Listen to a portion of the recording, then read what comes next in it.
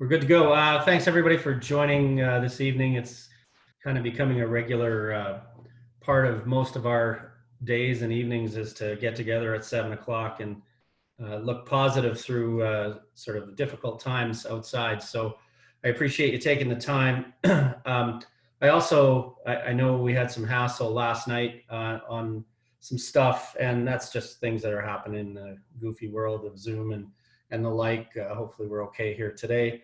I also know that people are watching these things after the fact on YouTube, which is awesome. So if you do get a chance and you're talking to a football coach, sort of direct them to the YouTube channel and get them some free education, which I think is tremendous. Big shout out for Dave for putting this together, and Scotty. This is a fantastic, I'd call it innovation.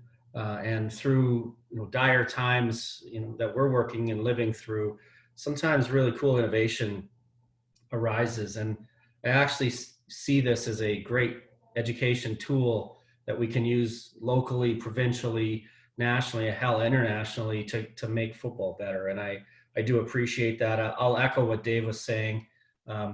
Make these sessions yours. And if there's somebody you want to talk, hear a talk from, ask them, and Dave will reach out and chase them down. If there's a topic you'd like to see, or if you want to present something, I think we'd all look forward to that. Like I said, sometimes through challenging times, invention and innovation arises, and I think this is a great example, and I'm glad you're taking advantage of it.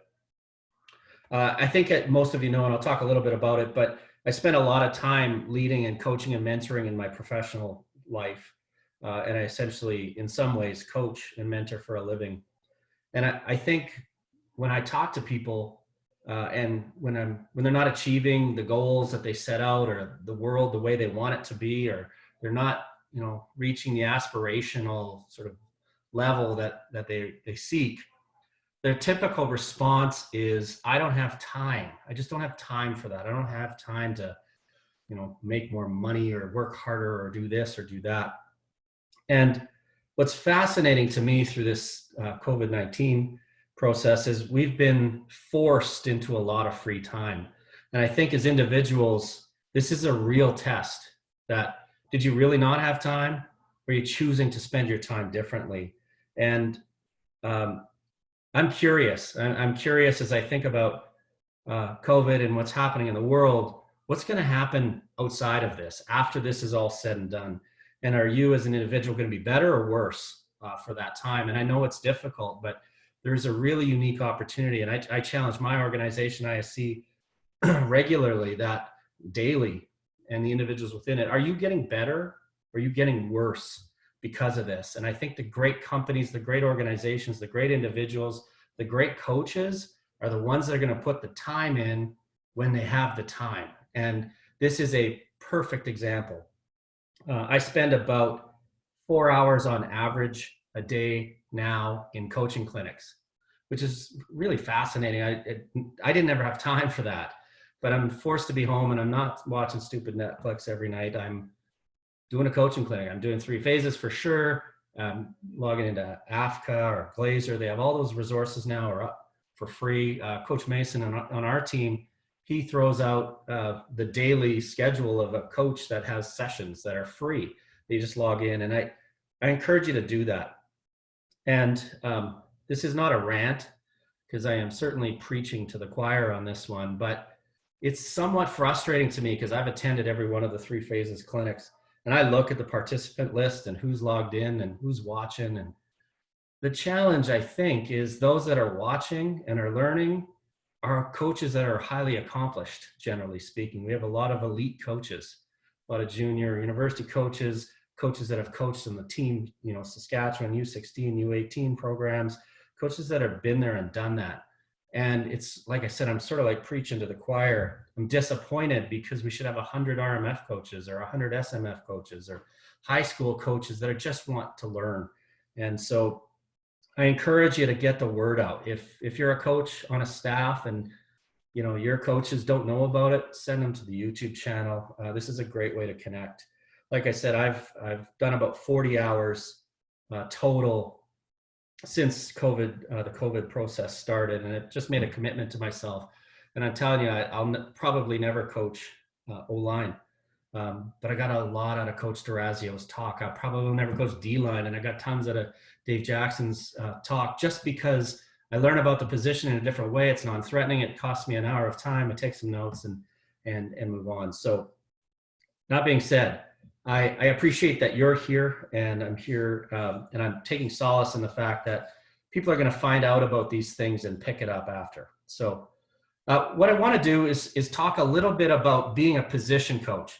And then, we talk a lot about, Coach Hall did a great presentation on being a head coach, and that was fantastic. And other folks talk about being a coordinator, and I want to take a different perspective, and I want to try to present to you something that, what does it look like from a positional coach standpoint? And I try not to keep it specific to receivers, and that's intended to be that way because I want it to be generic enough. I will tie into a little bit of receivers just because it's the world I operate and live in. But I hope you draw some things out of it that helps you think about being a position coach. For those of you who don't know me, I know almost everyone that's in the chat or in the participant list, but there's a few I don't. I've coached RMF. I coached RMF for a long time, 7 years, 6 as a head coach, and 1 as an OC. I was the U16 coach for 4 years, 3 as an OC and 3 as a head coach, obviously 2 years as both. U17, 3 years at Campbell Collegiate, 4 years in the U18 program, where I had the opportunity to be the special teams coordinator for a couple of years under Coach Gray, where we won silver, and then last 2 years as the head coach, where we won gold back-to-back. I've also coached for Team Canada. I'm entering my 4th year with the Regina Rams as the special teams coordinator this year and a receivers coach. I also have a professional life. I'm the CEO of ISC, used to be a Rider board member. I used to be a CFL Board of Governor, one time the Regina Thunder president, and currently just elected as the RMF president. So I have this combination of football coaching experience, but also sort of professional experience that I try to tie those two things together. And some of you heard me talk about that. I want to start with a disclaimer. And the disclaimer is this: I am not all-knowing. I don't know everything. I barely know anything. I'm just sharing some perspective on how I think and how I think about the role of position coach. I recognize I am on a certain team that has certain expectations and certain resources, and those expectations, resources, situation may be very, very different than yours. And so this is just a perspective, and I would never expect you to take this fully and say, this is mine and I've got to emulate it. I hope you take pieces of it. I hope you sort of draw some perspectives and say, I wonder if we could do that, or we should talk about that. And I want to start that conversation just by sharing an overall view that I have about coaching. And Coach Mason talked a lot about philosophy yesterday, and he did a great job of that. And I'm not, what he said, I could put on slides, and damn it, I had to adjust some of my slides because of what he said last night, because I just didn't want to repeat the conversation. So if you haven't seen it, go back and see it. But the perspective I have about coaching itself is coaching is selfless. And Coach Hall talked about it with one of the books he referenced, which Coaching Inside Out, Inside Out Coaching, which is, it's about when a coach realizes that this sport is not about him or her, it's about others. I think that's where your power comes in. And I think sometimes we get in trouble as coaches. We are not as successful as we ought to be, is when we start thinking this is about me, and that my team's success is because or because I do this, or I think this, or I act in a certain way. I'm the reason. And that's absolutely and fundamentally religiously wrong for me. And football is about selflessness, and coaching football is about selflessness. And so I take this context. Football is about the players first and foremost. And so you're in a position to make the players successful. That is it to me. I take that one step further. As a position coach, my number one job outside of making the player successful is making the coordinator successful. I want him or her to be successful. And if I'm a coordinator, I want the head coach to be successful. And if I'm a head coach, I want the owner to be successful, or the board chair, or whatever, or the university, or whatever your context is. That's my perspective. It isn't about me. And again, you're seeing this. This is, growing in our game, where coaches become very isolated and self-centered, if you will. That I'm just trying to be successful so I can get another job. I want that coordinator job, so I got to be a great receiver coach, and someday I want to be an offensive coordinator. I actually think that's a path. That's a path to hell. It's not going to get you the success you want and need. I think if you have the position that I'm here to make my coordinator successful, you will be successful. And I center a lot of my thinking in that space. So that's the disclaimer. Again, take what you want. It's not a full playbook for you, and I do recognize that every program is just mildly or wildly different. What I wanted to do is I took a look at this sort of a day in the life, a week in the life of a position coach, and then just sort of touched on a few things that I think about when I'm looking at the role of position coach generally. And it starts obviously in the off season, and so where we're at today. And I think all of us as coaches have a role in recruiting, no matter what program you're in. If you are a coach in RMF and you're walking around the neighborhood, I know it's super weird, but you should be saying, that kid might be a good football player. Or why don't you guys sign up for RMF? If you're walking the halls in your school, you should be recruiting. If you're in a secondary level, post-secondary level program, you should always be recruiting. You should always be looking at tape. And recruiting, even if you are a position coach, is a really important draw. I'd say you may gain players if only because of the position coach. A player may join your team or want to play football because their position coach cares about them. And too often I see it even at the post-secondary level where the head coach does a lot of recruiting and then sort of here's your players. And I actually don't think that's successful. And I think in the Rams organization, we do a good job of that. Coach McConkey involves all of us in the position, in our positions, and gets our feedback, and we do a lot of recruiting that way. Second piece in the offseason I think is really important as a position coach is research. It's the time in your life that you actually have some time to sort of push back from the table, to think, to try things out, to do analysis. And so, I ask questions about what do we know about ourselves as a team? So go back and look at your data. What do you know about you? Spend the ample time to learn about your opponents, because this is the time you have. Normally you're under the gun. You only have a few hours to get to here, to do that, to get to practice, to get the scripts, when the season starts is not the time to do research. This is the time to this off season is the time to reflect. And then what can you learn from other leagues, teams that are outside of your sort of league or level that you might think about in the season up ahead, whether it's new punt fakes, new techniques, whatever.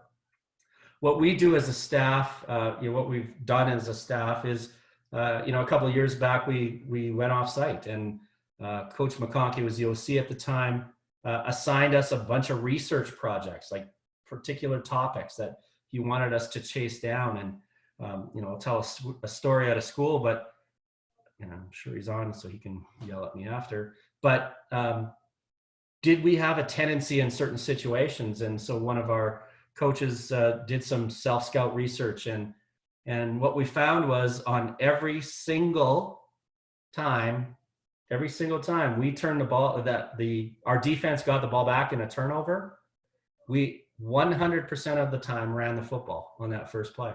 Not something we were picking up like in the season and thinking about, but it became painfully obvious that when we looked at the data after the fact and doing that sort of research, we realized, man, that, instead of being the odd, like take a shot, this is, quick change, those types of things, we ran the ball, and we pretty much ran the same play too.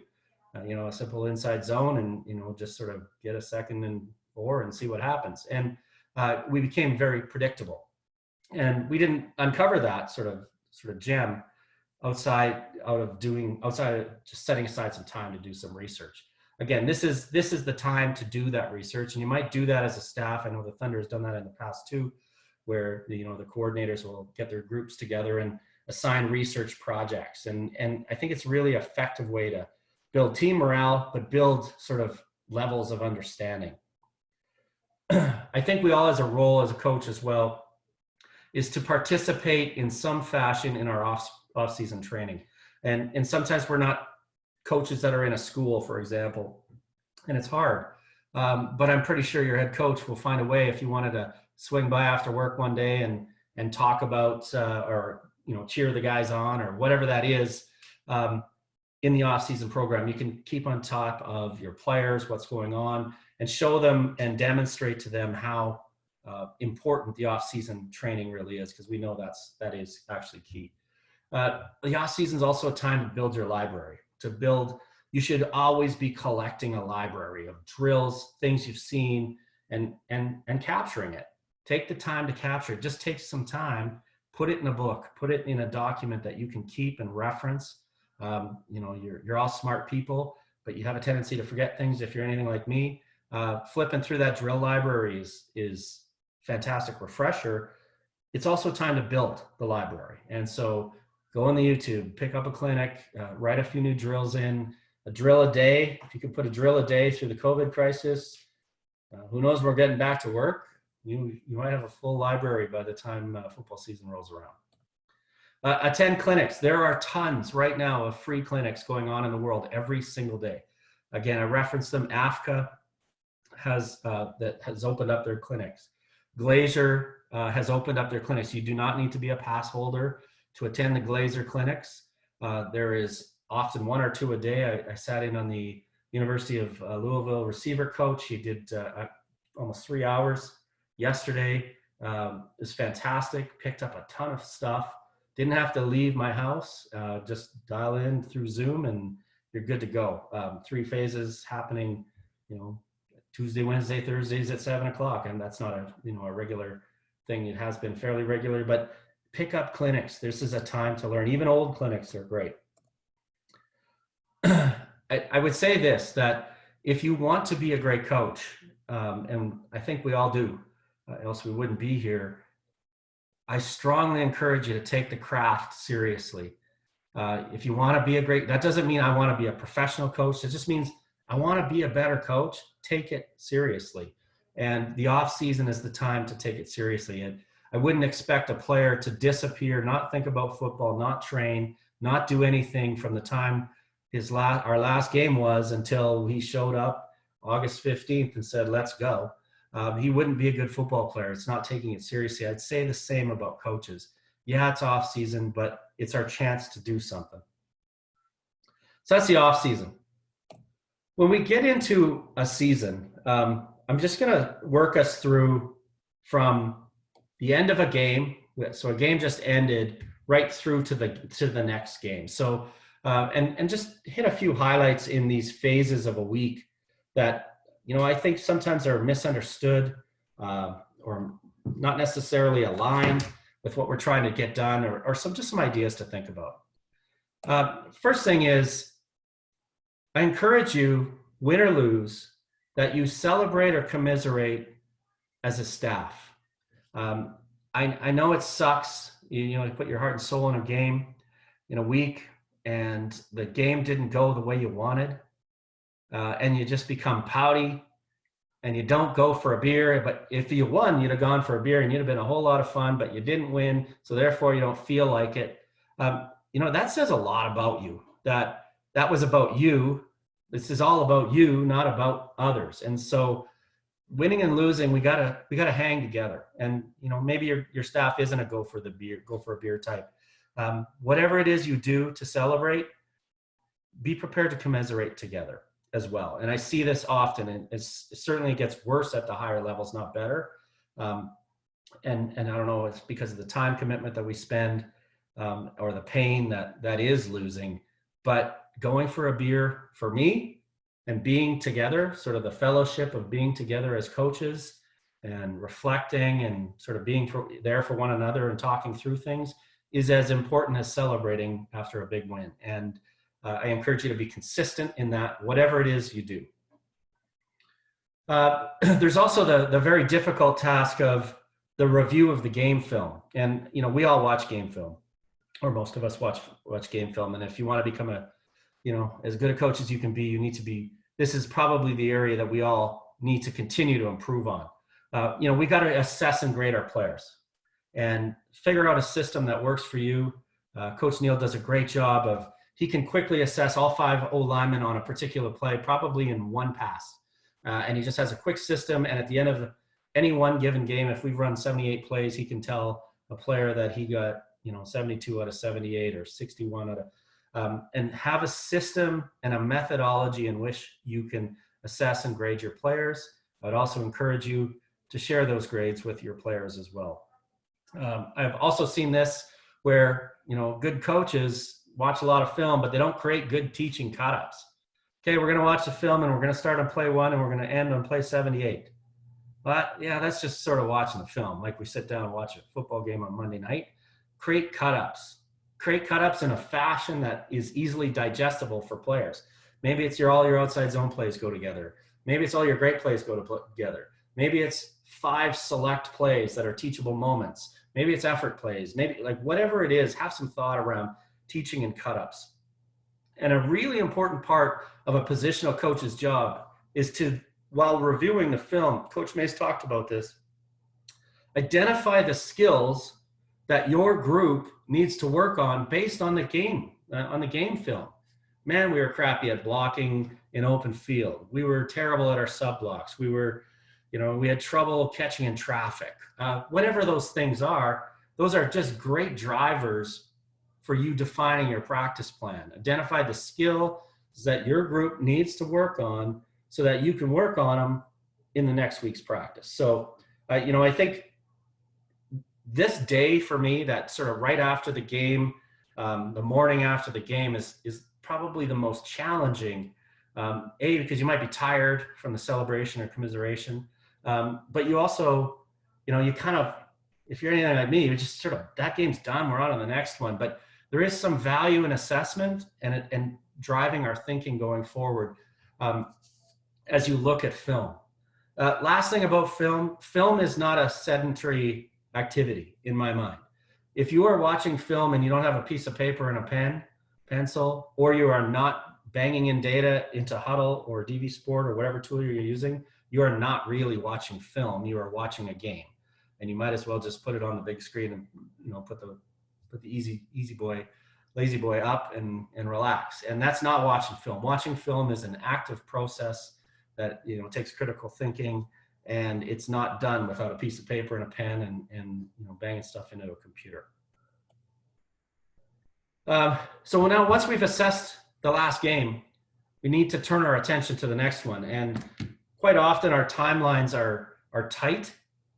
And so we got to flip this fairly quickly. That might even be the same day. We're reviewing last film and start thinking about next film. And I call this day 1 getting started, but you name your days in any fashion that you wish. I don't mean it to be your day 1 or this is the way we think of day 1. It's just sort of an indication of we're now looking forward. One of the key aspects for me as a positional coach is taking a look at the opponent film, all the games of the opponent's film. Too often, at the high school level, in my experience, there are coaches that have never seen their opponent before, which is just baffling to me because the film is typically readily available depending on your program. You need to see all the film of all the games. And this process becomes much harder as the season rolls on if you don't have a system to stay on top of it, because by the time you get to game 8, it's hard to go back and look at the 7 University of Alberta film games that are in the queue, but that's what you have to do. So you have to review the next opponent's film. Obviously, more value and more weight's placed on the more recent film, but there's stuff to pick up from previous film. As a position coach, as a receiver coach, one of my jobs is to help the OC on coverage analysis. So make sure that I'm helping him break down the coverages we're going to see thoughts around the coverage, and any sort of analysis that sort of comes with it. Depending on your OC and who he or she is, assist in the install. Are there ideas that, you know, I think might work in this, for the week ahead? The time for that dialogue is early in day one. It isn't in day 4, the day before a game. It is early. And so they can build it into their thought process, give it some time to digest, build it into where they might see it in a practice. It's not late in the week. Nothing drives an OC crazier than, hey, we should run this play, and it's the day before, we haven't had a chance to practice it yet. And so assist the OC in the install for the week. Work through the install schedule with the OC so you know what's going in when, so you can help your players sort of get ready for the week ahead. It should not be sort of magical. What are we working on today, coach? It's day 2. The OC, should be prepared to tell you, this is what's getting installed day 1, day 2, day 3, day 4, as we get ready for the week. The second part of the skill development piece is ID the skills that we need as receivers in this particular case to develop for our game plan. So now we have 2 sets of skills. One is what we need to work on from our previous game, as well as what skills might be needed going forward for this particular game. Okay, in this game, we're going to run a lot of shield action. We better work on our shield, the catch of the shield, pass, as well as the blocking up field on a sort of a screen. So those are skills. Maybe we didn't run that play in the previous few weeks. So that's not something that's a deficiency that has been identified, but it is something we need to have in for this week. So you have sort of 2 sets of skills that are front and center for you. One of the things we do, and that I do with a position group that I coach at the Rams, is we develop an opponent profile of the 6 defensive backs, the 5 defensive backs and the Sam linebacker. We've developed a profile for every single one of those starters, and I make the receivers do it. It solves 2 things. One is it gets them very familiar with the guy that's going to be playing across from them, and it forces them to watch film of the opponent. So because they have to, on a typical day 1, in our film time and our meeting time, present to their peers their opponent. And I just grabbed a screenshot of one that this is just a page out of one in our preparation, in this case, Alberta this year, that we did. So, this particular player, this is the players doing this. All I did was send out a template. They go out, they do the research. If you're a W receiver, and you're typically going to do the boundary corner for that team. If you're an X receiver or sort of number 2 to the boundary, you're doing the boundary half.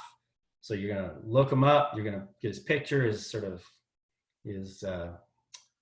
basic stats, his alignment, what he does, what kind of coverages he plays, his stance, his tells, his strengths, his weaknesses. We even have some fun with it, his social media profile.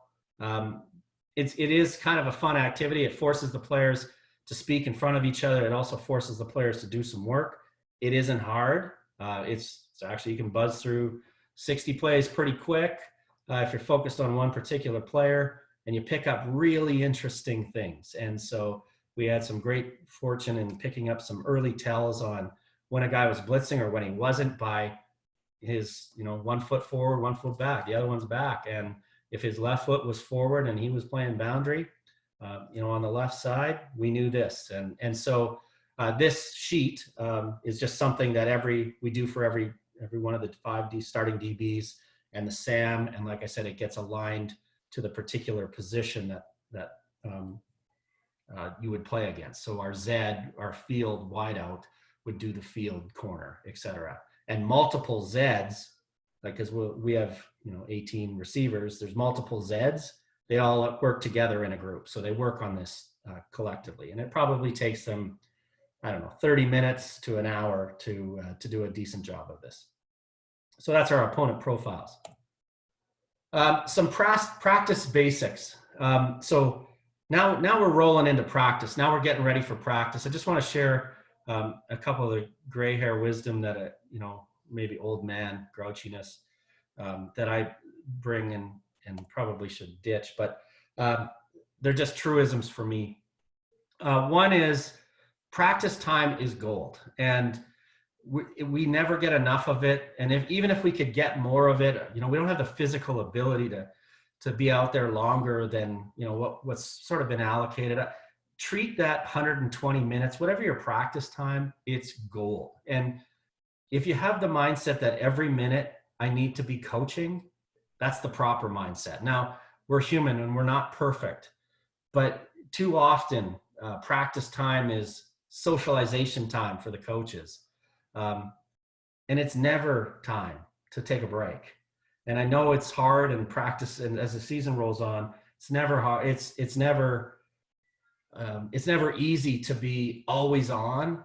But if you have that sort of mentality that this 120 minutes is precious, you're going to go. You're not there to say, hey, how was the party last night? Or, you're crazy, or how was work? And socialization is not unimportant. It's just not important when it's at the sacrifice of practice time. And, I know one of the reasons we coach generally is, one of the aspects of coaching that I like is the socialization. It's just, I'm careful about when the socialization happens.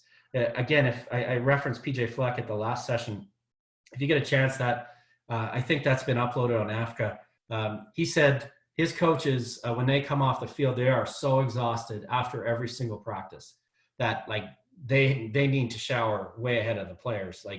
They are drenched, and it's just the way it is. It is not time to take a break.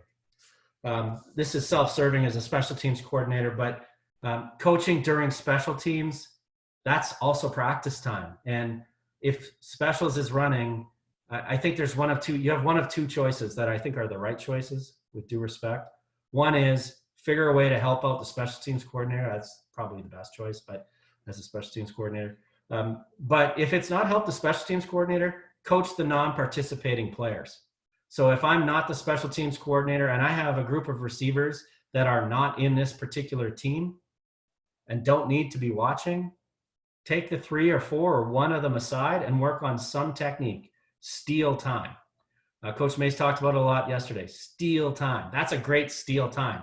And if you're a head coach and you're wondering which coaches are engaged or not engaged, the ones that are stealing time, those are the ones that are engaged. The ones that are like, okay, good, special teams time, I got 8 minutes to do F all. That's not an engaged coach. That's a tired coach. And you might have a different conversation about level of energy. During stretch and warm up, although it's active, it's also a great way to connect with players. Players that are maybe outside of your position group. Jog alongside them while they're stretching. Have a conversation about them while they're focused and stretching. It's a great way to connect with others and players. Again, the tendency for coaches often is, this is my time to socialize with each other. And I'd say that's not the time. Actually, you got 120 minutes with your players. Use it and use it well. Finally, be prepared to run around and practice. The older I get, that harder that becomes. And I'm saying these things, and I'm not perfect in this. It's just something I strive towards. Be prepared to move. This is not a slow walk around practice. And if you need to get in better shape to be a coach, you do. And that's one of the sort of underlying tenets of coaches, that you can't be immobile. You've got to be prepared to move. And practice transition is where we lose so much time. Of that 120 minutes as we transition from team to team to this to that, it's the time in between to get set up. It drives everybody crazy. That makes it worse if you're slow walking your way to the next event or activity. Indie time. Just a quick comment on indie time. Firstly, and Coach Mace talked about this a lot yesterday, so I'm kind of pissed off at him, which is fine. He stole my stuff, also fine. Have a plan for the week. I said, again, we talked about it. What are your deficiencies from last game? What are your focus skills for this week's plan? And what things do you think you need to do very regularly to stay on top of it? So, I'm a believer that receivers need to catch footballs. Like that, yes, blocking is important and those types of things. But the particular skill set that we cannot get rusty on is catching footballs. And so at some point, we may not be deficient from the last game, and it may not be a focus skill for the next week's game plan. But if there's any expectation of us catching footballs, our receivers need to catch footballs for some amount of time. And sometimes that's in any time. Hopefully you're doing that in pre-practice, in stealing time. But those are the 3 areas for your indie time. I also am a big believer in tailoring your indie time to work the specific skills for your position group. And, again, a pet peeve, maybe a learning, maybe something that I've picked up along the way is an example of this is receivers do not need to run tons in indie time. I know that seems counterintuitive because they run a lot during game. I'm telling you, they run a lot during one-on-ones. They run a lot during Skelly. They run some in run time and in run game. They run a lot in team. They do not need to work on their 40-yard sprint in indie time. They need specific skills. And so if you were to come to my practice at the Rams and I'm running the indie time for the receivers, you will not see them running in indie time. It doesn't mean they don't run at all. It's just that length of run. We'll work on the top of routes. If we're running an 18-yard dig, really the focus area is on the last 5 yards at the top of the route, the cut, and the go negative. It's not on the first 15 or 14 yards sprint up, which they know how to do. And so I'm not a big fan of that. So I tailor the indie time to fit the position group. And so that's a real focus. And, I encourage you to do whatever that looks like for you. I'm not suggesting that I know what yours looks like in any way, shape, or form, but it's just something to consider. I put a Fitbit on one of our receivers for our power practice. I did it 2 days just to see how many steps a receiver takes at our practice, our power practice. So it's sort of kind of like a 2-a-day squished into one practice, a 3-hour-ish practice. Both times around 25,000 steps. So if you just translate that, that's a lot of steps. That's a lot of kilometers that a receiver is putting on with a coach that isn't an indie time runner coach. I'm not having them run full speed in indie time. So I think that's just a consideration as you look at your group. I think it's really good practice to take 2 minutes at the end of practice and record your drills in some sort of register. This is what I ran today in a journal, if you will, and I'll show you an example of that. And always be updating your drill book. Too many coaches, we've coached for a long time. We've all coached for a long time. That's fantastic. We're all smart people. We all have our favorite drills. Write them down. Write them down for lots of reasons. One is we forget. The other is you're a mentor for others. And wouldn't it be nice to show them a book? Show them a pad, a book that you have to say, hey, this is the drill, or have, photocopy it and give it to a young coach that's coming up to say, here's my drill book. Here's the names of them. Here's what they are. Have a drill book. It's not just in your head.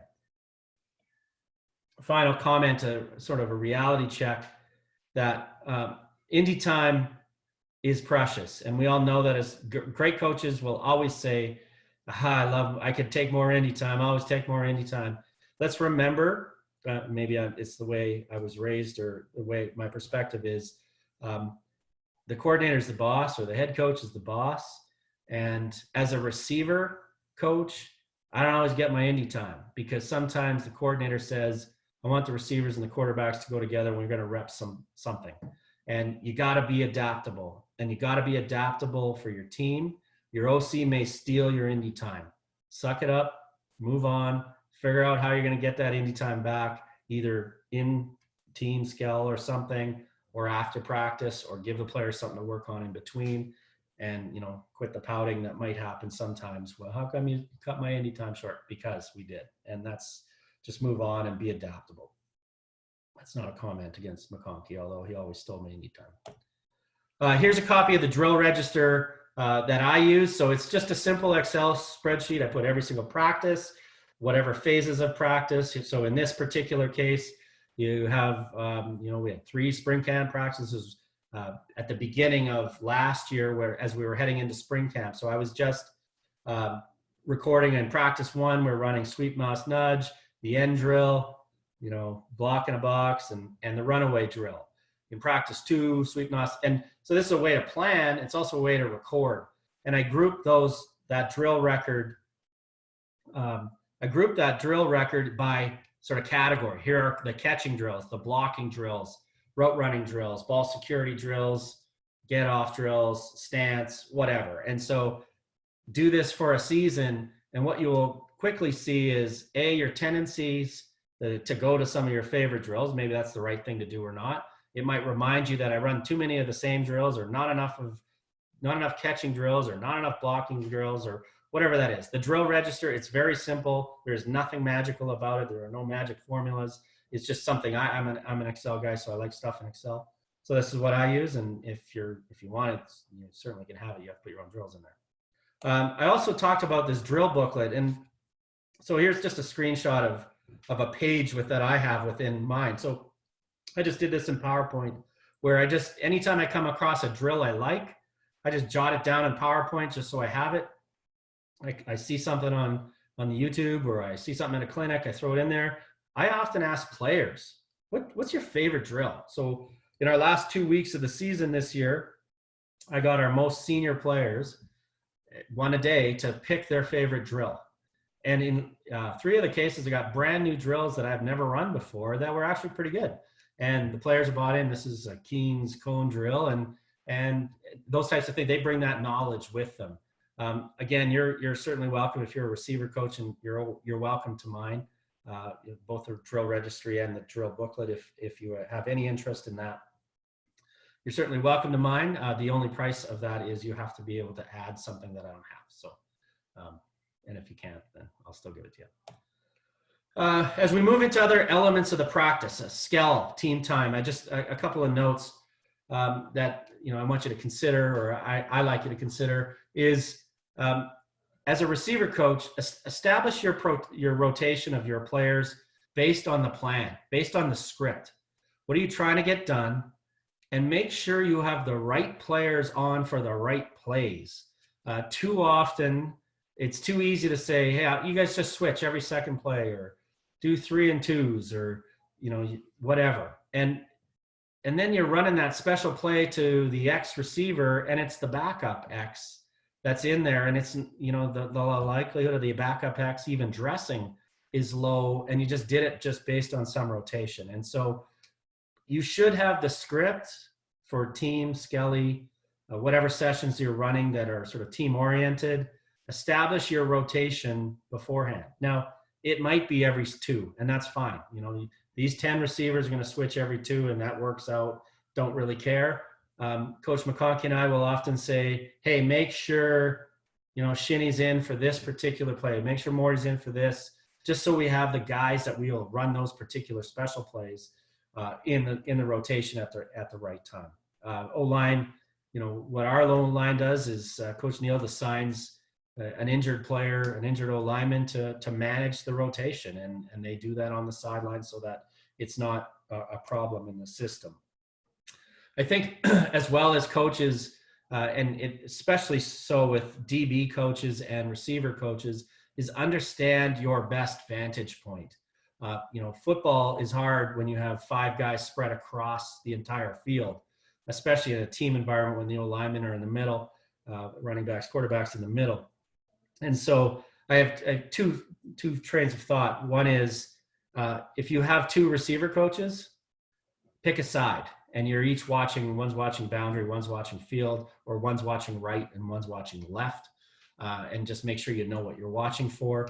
If there's only one of you, which obviously often happens, if it's me, I start in a huddle and then I pick the side I want to focus on, because it is really hard to see all 5 from a particular vantage point. So I pick the spot that I want to watch, and then I go to that side. So I'll be flipping quite regularly. And yeah, that's a key, I guess, for the defense. But if our defense is worried that much about where their coaches are, the offensive coaches are standing, they're focused on the wrong things. Second or third, I guess this is, be careful about holding up practice coaching, especially during skelly and team time. There's a really important point to make about something that just happened, and I get the immediacy of learning. I certainly understand how people learn, and immediacy is important. Coach Hall talked a little bit about that in his session, and that is all true. The challenge is, if you can't do it very, very quickly, you are holding up 23 other people, at least players, that are waiting for you to finish coaching. Now, that might be a really critical coaching point, but if it's a regular activity, find a different way. Write it down, go back to the film, remind the player, hey, Johnny, we're going to talk about this, but I want to talk to you what happened there, versus holding up the next play. So PJ Fleck, who I referenced, he makes his receiver coach run down the field if he needs to coach a receiver as he is coming back to the huddle, and sprint back to the huddle so he's not holding up anything. So again, keep your coaching during team and Skelly sessions as quick and concise as you possibly can. After practice, a couple of very quick notes about after a practice. I never used to be a big fan of the breakdown after a practice. And then I realized how important it is for players. I don't say much after a practice. I typically say, I'm honest with them about, hey, that was a good effort today, or really like this, and let's focus on this tomorrow. I'll always say something about their health. Lots of liquids, go see physio, whatever those things are, take care of school. And then I let them break down the rest. And I usually let the leaders sort of get their own message through. That is a really, really important part of practice. And I find it in the positional groups more valuable than the team. And we all have great head coaches, and we all have very wise people that say really smart things. It means more I find it means more in the positional group breakdown than it does in the big group breakdown generally. Another important part of practice is if you have the opportunity and your practices are filmed, and hopefully they are, that you're actually reviewing it. What a waste of time for having dudes, gals on, things out there filming your practice, and you actually aren't watching it. You're not creating the cut-ups. You're not sending cut-ups to particular players. You're not going over the data with the players. It's a tough part of post-secondary coaching, is go in after a hard day, have a practice, have meetings, have a practice, and then break down film after the fact. It makes for long days, but that's the whole point of getting better. So that's the after practice piece. Okay, getting close. So now you've made it, and we're at the game, and it's game time. And I think this is a place, quite frankly, where I see a lot of coaches, misstep a little bit, and they get kind of caught up in their youth, and this game is about me. And again, if I go back to the beginning, this coaching is never about you. And great coaches, it's not about you. And game time is a shining example of it. First and foremost, I'd say know your role. Understand the role that you play as a position coach on the team. It isn't the role you want it to be, it's the role the team needs you to have. And I don't know what that means. I only know that's something you need to talk about. It probably isn't your role. It might be, but it's probably not your role to scream and yell when we should go for it on third down or not. Unless that's some sort of attribute that your coaching staff needs and you're the best person to fill it. It's natural as coaches to sort of focus on that because we watch football and we yell at the TV and we're really smart people. But let the people that make those decisions make them. If the team needs X, that's the role you should play. It's not it's not the role you want to play. It's the role the team needs. As I said, the game's not about you. I see this too often, and take a look at your coaching staff as you're walking out onto a game. Are they super wired and it's all about them and they got to run around the field? And yeah, if that's their routine, that's fine. But this game is not about you. And if you're acting up and you're making it about you, you'll take the attention of the players away. Look at that coach; he's all fired up. And no, this is not about you; it's about them, giving them the best chance to succeed. And does your actions align to their success? If you're a booth person, another place to be. If you're a booth person, some of the folks that are in this group that I see in the participants I've been in the booths, and I'm not suggesting I'm the best guy in the booth, but the dialogue between you and the person on the field, if that's the OC, give them the information they need. They need down and distance. They need where the ball is. Is it left hash? Is it off the hash? They need you to chart. They might need advice. They need the coverage. They need whatever they're asking you to give. They probably don't need you to cheer. I don't know, maybe they do, but I don't think they need you to cheer. They probably need you to, okay, it's 2nd and 3 right hash. Oh, number 92 is out of the game, whatever, like whatever data they need, you got to deliver it and then shut up and let them do their thing. If you're a field person, one of the strong suggestions I have, this is only it's my perspective, but I really value gathering your group after each drive, including the guys that weren't in. What did you see? What are you feeling? Just sort of get that so that you sort of close out the drive and you move on before you get them to the next sort of phase of the game. Maybe you're an extra set of eyes for the OC. The OC, when I was on the field, there were times when Mark would say, hey, can you keep an eye on the fields here? I want to see what's going on in the coverage. I'll watch the boundary on this one, or something like that. Just be what they need you to be the extra eyes. A couple of comments, and again, this is personal, and unfortunately for the guys that are listening that have had me as their head coach in U18, the last thing that I think a team needs is a bunch of coaches that are cheerleaders, that are, spend their time cheerleading as opposed to coaching. They need coaches, and they need fewer cheerleaders. They need more coaches. Again, that's a particular perspective, as is this one. The abuse of officials it's excessive. We don't need it. It doesn't help. It doesn't help your team. It distracts your players, quite frankly. Limit it. And it's hard. The officials don't always do, as good a job as they should, maybe. I actually think this is a part of the game we need to remove. I challenge you as a position coach to stop. There are times to challenge officials, very rarely, unless your team has decided that you're the person for that. Let the head coach do that. Let the coordinator do that, whatever your team has decided. But lay off the refs. I think, the Rams have done a very deliberate, and again, maybe story of the school, a very deliberate job of limiting that, because, there was at one point, every single coach felt that they had the full license to scream at every official. And I actually don't think that helped anybody. So, pay attention to that. That's just, one guy's perspective on officials and how we should be focusing on them. Finally, there are times and place for strategy input. I would suggest, and it's in my experience, it's probably less than you think it is as a position coach. There are times for it, and there are times for it that it's overwhelmingly good, or you may be in a situation where your OC needs a lot of input, then that's fine. But most OCs, most head coaches, they understand the game, they understand what they want to get done, and you might every once in a while throw something in to say, I think Pete's is the right play on this one, or that this might be a call you consider, and just leave it at that.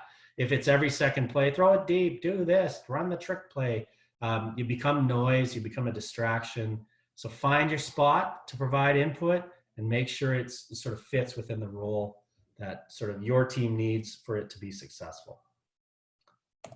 So that's sort of a week in the life of a position coach. From my perspective at the youth sports level, as I said, I am more than prepared to sit down and watch film with you. If you are interested in watching film, skills, drills, technique about receivers, happy to do that. Better to do that in the Rams facility where we can sit in a film room and I can go through that with you, and would obviously do this after COVID goes away forever. So don't be afraid to reach out. I'm very happy to do that. As I said, I also share my drill register, nothing magic about that, and the drill book, obviously nothing magic about that, but you gotta be able to add a drill to it. When we get rolling in fall, and I'm optimistic about that, and you wanna come out to practice, we're scheduled to start around August 11th or 10th or somewhere in there. And if you're interested and you wanna come out, I'm you're more than welcome to do that. Just need to connect with me, and I'll, square that up with our coaches and make sure that's cool. But, I'm okay with you coming out, watching Indy Time and, Team Skelly with us, and even watching film after the fact if you want. So, Coach Jackson, I'd turn it back to you. And if there are questions, I'd certainly take them. Absolutely. Thanks, Coach Stusek. Coaches, if you do have questions, go ahead and type them in. We'll get them to Coach Stusek here. We do have one right now. It's asking, when does your OC distribute your practice scripts so that you have a chance to effectively organize your player rotations? Yeah, so what typically happens for us is, so we know what the practice plan is for the week, and it's a fairly standard, the blocks, a day one looks like this and a day two, et cetera, et cetera. And then Coach McConkey will have the run game, skill, team scripts defined. When I go into the office around 4 o'clock, they're all available.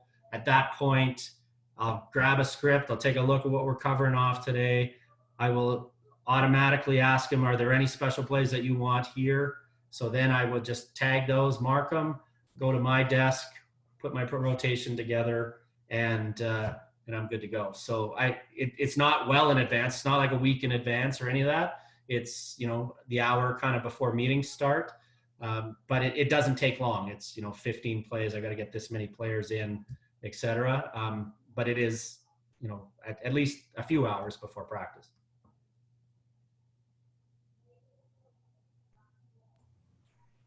Excellent. Thank you. Just double checking here if we have any other questions. I don't see any. Coaches, you'll have another minute or so to get them in if you do have one. But with that, I'll remind you guys to check out the YouTube page where all these presentations are being uploaded. And I do want to reiterate what Coach Stusek said early on today is I challenge all of you guys to get your young coaches on these clinic sessions or any clinic sessions. Get them on the 3 phages, send them to AFCA, send them to Glazier, whatever it might be, but get the young coaches involved. I know Coach Gray has talked about that before, so I can't encourage that enough, but I do want to see some more young coaches here. Coach Stusek, we've got another question here. Sure. It says, what do you think is more important, drill consistency, EDD, or drill variation? Really good question. I would say, from my perspective, drill consistency is good for certain things. So catching a football, for example, I like consistency. For route running, stem, breaks, those types of things, I like a variation or build. And I think there's a combination of the two. And what I've done over the last few years is try to combine 2 concepts together, where we'll do a ladder drill, and at the end of the ladder, a 5-step route cut, and sort of combine 2 skills together, just to, working on 2 things that they're familiar with, but when you smunch them together, they add a variation. And Coach Mason talked about it the last session where, by just moving a bag, over, it changes everything, or get them to face the other way. It sort of changes everything in their head. So it just doesn't become rote. Although I do like rote memory when it comes to catching a football. I like the fact that, you're repping the same sort of concept over and over again. And, I didn't talk about this, for fear of Mike getting run out of the room, was, we rep catching a football with one hand every single day. And so, and I get criticized for that, but I expect our players to catch the football with one hand. I am not a guy that says, wow, we caught it with one hand, what a catch. We actually expect that at the level we play at. And so if you don't rep it, how are you going to do it? And so those are the types of things that we rep really regularly. I try to vary it a little bit, but I do want some aspect of rote. So it's a balance. I don't think there's one answer. If you ran the same 3 indies, drills over and over and over and over again, then, you know, it'd become boring. They'd get really good at it, which is fine. But then your field situation better emulate that perfectly, else it's going to be no good. Perfect. We got a couple more here asking, what input, if any, should position coaches have in weekly practice planning? Yeah, I think it really depends on the coach. You know, experienced coaches know how to take input and sort of know how to say no to certain things. Certain coaches are not interested in any input at all. And I think you got to find your place. And excuse me, some position coaches want to be OC, so therefore they have lots of ideas. And I think the challenge, you know, Coach Adams, who I saw here for a bit, I don't know if he's back in, but you know, the challenge is if you're surrounded by people that just give you 500 things, it doesn't fit into a whole system. And you can't have a man blocking system being introduced very late when you're a zone team, you know, or if you're playing a zone coverage team, and the position coach said, "Oh, here's a great man beat." Well, who the hell cares? Like we don't need that. And so I think there's a role. I think it depends on the relationship. It depends on the knowledge. I have a tendency to err on the side of less input unless I see something that I absolutely think is valuable. I'm not there to just chirp in here's 5 pass plays that I think are good concepts that are going to work, unless I absolutely believe it and you know, our OC needs to hear it. I've been fortunate. I've worked for a lot of OCs that they're very competent, and I like letting them go. And I'll throw a couple of things here and there, and that includes being a head coach when I'm, you know, for U18. You know, there was a few times I had input with Coach Mason, but you know, I let him run the show, and he was good at it, and he knew what he was doing. So. Excellent. And another one here is asking, what type of attitudes, skill sets, and attributes do you look for from individual receivers and the receivers as a group? Yeah. And along with that, what expectations do you have for receivers in this regard? Yeah, really good question. I have you know, a number of expectations I have as receivers at the university level. They need to take care of their business, i.e., school and life. And so I am not you know, let's save somebody from their demons type.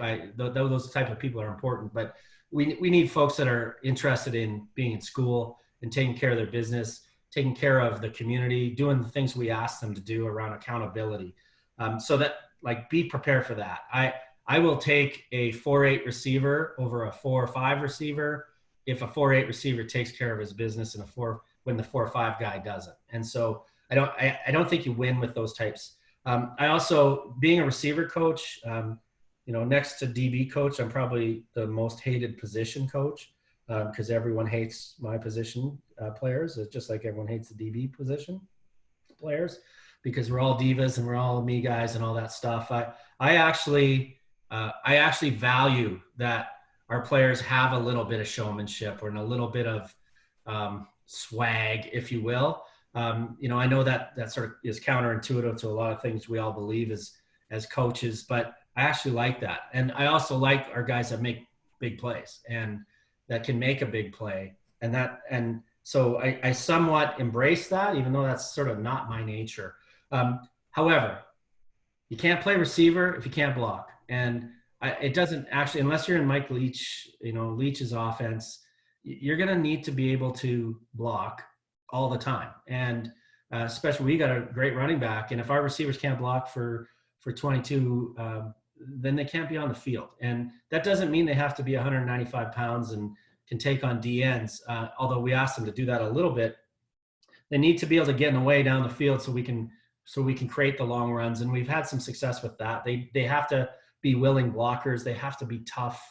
But they also have to have some explosiveness about that and about themselves. And I think, you know, some of this sort of team aspect and, you know, we're all one and all that stuff takes some of that specialness away. And I like sort of creating that as well. I like coaching for receiver U, but there comes expectation with receiver U. The first practice or the first meeting that we have with the receivers is I show them every great receiver from the Regina Rams the guys that have had great pro careers, great university careers, great junior careers. And this is the expectation of receiver U. And so it's a high level of expectation, high level of accountability. And accountability is huge for me because that's sort of how I live my life, and that sense of ownership. And I drive that through our players and I expect that of them. So that's a long-winded answer. I don't have a cute acronym for what I'm looking for, but tough-minded players that can persevere with grit. I like those kind of dudes. Perfect. Another one here is asking, how do you prioritize your time in coaching during Indy with a group of 15 or 20 players ranging from all-star to practice squad? Yeah, that's a good question. You know what? The Indy time, although, like I said, that we don't run a lot, we move a lot. So that's really important. We do a lot of, because we're a 5-year program. You could have redshirted. You may have been in the program 6, even 7 years. If you've been around that long, you're a partial coach. I actually expect our players to coach each other at the same time. I do a lot of where I get, one of the worst things that happens is a receiver gets injured, and that happens, regularly to receivers, but we'll always have an injured receiver. They become an instant coach. And so, they're throwing the ball, they're helping part of the setup. I lay out what our Indy time is going to look like so that it's set up ahead of time. And that we're moving a lot. We're not a lot of standing around. There are times, I guess, if you have 18 players and they're all healthy and only one coach, sometimes I get an assistant or a grad assistant. I've had some of that over the years, and that's helped to get an extra guy.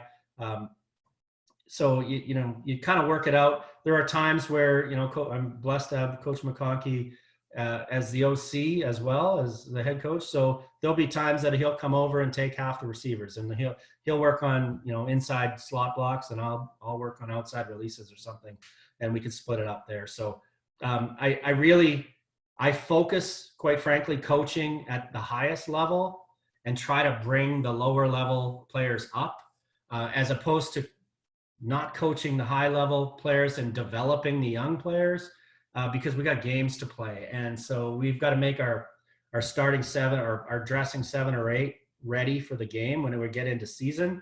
But when we're earlier, like in camp or in winter camp or spring camp, that's when you develop some of the basic skills. When I develop the basic skills, because we're not putting in schemes as strongly. So early in the season, sort of not in the season before we're week 1, I'll focus more on skill. But once we get into week 1, if you're a developmental player, you're going to have to learn to catch up or pick up what you can as you roll. Okay, thank you. Another one here is asking, how do you divide your time if you're a positional coach coaching more than one position? For example, running backs and receivers, could be D-line and linebackers, something like that. Where's your prioritizing come into play? Yeah, well, there's no magic there. For me, I'd say there are times that Coach Mason and I, a couple times a year where we'll actually switch. We'll switch. He'll take the receivers and I'll take the running backs, and I'll work on some, catching route running drills, and he'll work on some, positive ball security and footwork drills with the receivers. I would take that same approach if we were the same guy. So, half of Indy time is going to be on, PBS and drills that relate to running with the football, and the other half is working on catching with the football. I coached RMF, so there were times that I had the O-line as well. And so, you just got to find ways to do it and make it right. Okay, thank you. Another one's asking, when coaching at the provincial or national level, do you take a different approach to coaching Indy compared to a full-time team practice? And if so, what is the main difference? Yeah, it's wildly different, actually. So if you're coaching Team Sask, like U18, even U16, but U18, you don't have the same sort of, you have 2 days of practice. And so you play a full game, and then you only have 2 days of practice, and then you play a game. And so with that 2 days, you have to be ridiculously careful about, just contact, and you're not wearing guys out. You're really just scheming. So once you take a team to the tournament, you're really just repping the scheme. You're not developing skill so much. So provincial, national stuff is not, once you go to the tournament, it's not the time to build players up. Now, while you're in training camp before you leave, there's ample time to do indie time. I'd say I'd have the exact same approach as I would coaching at the youth sports level, preparing for a week's game, a game in a week. But at the tournament, you have 3 games in 8 days. It's impossible. So. No, that's excellent. Thank you very much, Coach Stusek. I don't see any more questions here. So with that, we'll bring it to a close. Coaches will be back for 3 sessions next week. On the docket so far, Tuesday will be from the University of Toronto, offensive line coach Irv Damon. On Wednesday, from the Ottawa Red Blacks, defensive line coach Kerry Bailey. And then we'll finalize Thursdays before Monday, and I'll put it out on Twitter so everyone's aware of the schedule coming forward. But thanks everyone for showing up. Thanks Coach Stusek for sharing the knowledge. Always appreciate it. And everyone take care and have a good night.